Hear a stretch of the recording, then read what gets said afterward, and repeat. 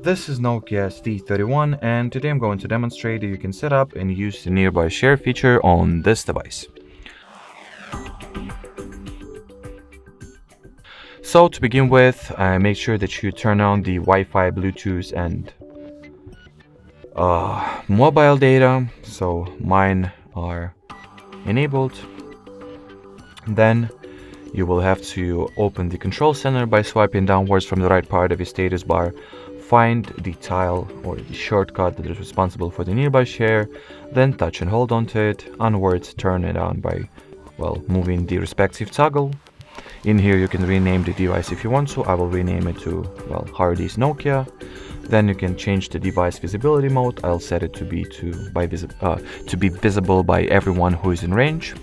And finally, you can also manage what data mode it will use for the file transfer. Now, pretty much the nearby share is all set up and ready to be used. I happen to have another device on me, so I'll try to send something to my Nokia. So let's see this screenshot. So here is my device discovered. Now I'll tap on it, accept the file transfer at the receiver's end and wait for the photo to get sent. And as you can see, here it is, all ready. So that would be it for this video, guys. Thanks for watching, thanks for your attention, and bye-bye.